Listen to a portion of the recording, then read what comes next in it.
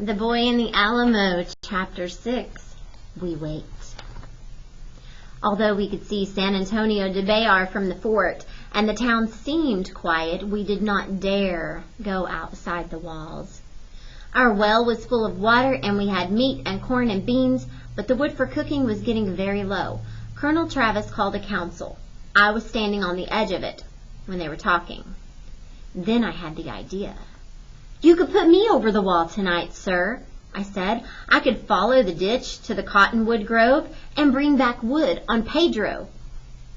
"He's just a child," Buck started to say, but Colonel Crockett stopped him. "Nobody would recognize me as a soldier," I said. Colonel Travis looked at Colonel Crockett. "It might do," he said. Davy slapped me on the back. "Would you take care, boy?" he said. "I'll be careful," I said. "Bring his animal," said Colonel Crockett, and they went and got Pedro and fixed 2 large knapsacks on each side of him to carry the wood. That night and for several nights after, as soon as it got dark, the soldiers would heist Pedro over the wall and let him down to the ground with ropes, and I would follow over the walls, walking as quiet as a mouse, simile. I would lead him beside the ditch bank to the little grove of poplars, for which the fort was named Los Alamos, and pick up the dead wood underfoot. Sometimes I would make 10 trips in a single night, and when the wood was all loaded and unloaded, I would fall asleep standing up. I was so tired. I never saw anybody until the night of February 22nd. I mind it was the birthday of George Washington, the first president of the United States, and I had barely got to the trees when I saw 2 figures skulking in the open field between the fort and the city. I was frozen with fright, and I put my hand on Pedro's back to steady him so that he would not make a noise. I stood among the new rustling leaves of the poplars, looking at the men as they walked in a wide circle around the fort. They were carrying guns. And when they stopped and struck a flint, the yellow light flared up, and I saw they were Mexicans in the uniform of General Santa Anna's army. Without picking up a stick of wood, I turned Pedro back up the ditch. Speaking to him crooningly, I led him to the ramp we had finally built to get him over the wall. As soon as he was inside of the plaza, I tumbled over the wall, and my heart was hammering, personification, and my head whirling. "Take me to Colonel Travis," I demanded. As soon as I got my breath, "Calm down, Billy," one of the private soldiers said. The colonel has gone to bed." "Take me to him," I insisted. "I have news." Colonel Travis was in his quarters. He had unbuckled his sword and removed his tunic and was lying on his cot. "Billy Campbell reporting, sir," the orderly told him. Colonel Travis got up and put on his coat and his sword and combed his hair and came outside to stand in the gallery before the barracks. "Billy," he said, "what's the meaning of this?" "They've come, sir," I said. "Who has come?" Colonel Travis said sleepily. "The Mexican army," I cried. "I saw 2 soldiers walking to the west of the poplar grove. They had on good boots and new uniforms, and they carried muskets. They struck a flint, and I saw their faces. They were studying a map." "Arouse the garrison," Colonel Travis ordered the sentry before his quarters. "Man positions. I will meet with the command in the chapel at once." The sentry trotted off double quick, and soon the notes of our bugle floated out over the still night air. "Private Campbell, you have done your duty," Colonel Travis said, and saluted me smartly. I returned his salute. "Go to your station," he ordered. I went to the earthworks where the Tennessee volunteers were struggling into their positions. Buck was so glad to see me, he unbent enough to throw his arm around my shoulder.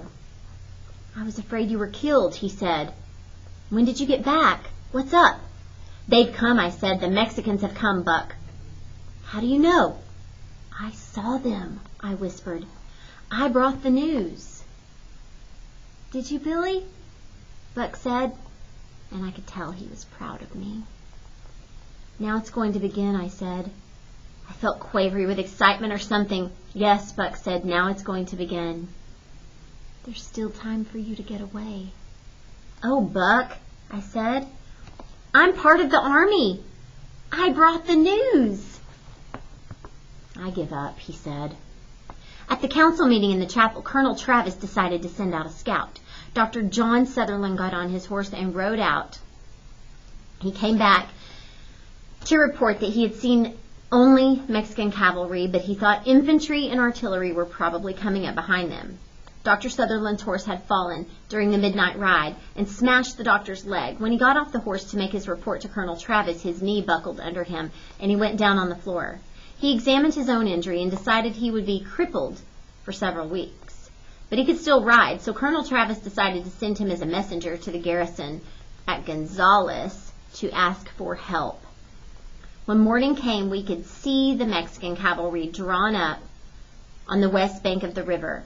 Right after noon, the Mexican cannon came rumbling into Bayard, followed by hundreds of foot soldiers, like red ants. Simile. From where I stood, there seemed to be thousands of them.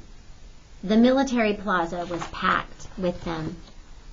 All around the Alamo plaza, the cannon balls were being jammed into the muzzles of our cannon, and I kept running from one to the other to watch. Once Lupe broke from the stone house where we stayed and ran toward me across the open space. Go back, Lupe, I shouted to her fiercely. I want to see too, she wailed. You might get hurt, I said, and I took her by the hand and I dragged her back to the stone house. Lock her in, I said to Mrs. Mendoza. Her mother looked at me as if I were a man.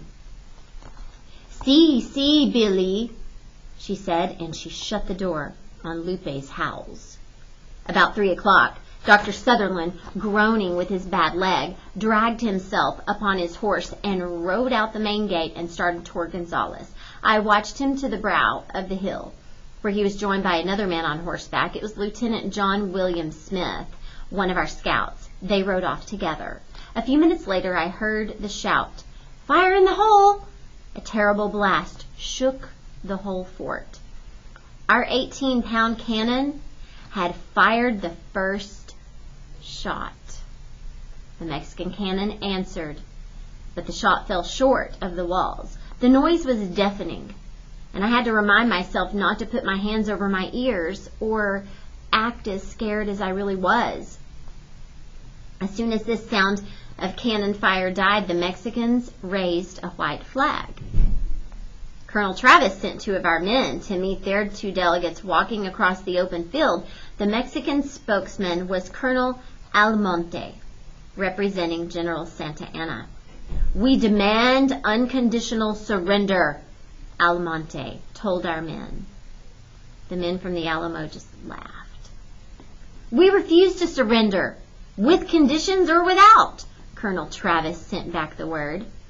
And it was then that the siege actually began. I was standing by Buck at the earthworks when a Mexican soldier walked into a clear a minute after the parley was over. Colonel Crockett raised his rifle and shot him dead, just as if he had been a squirrel in a tree. Simile.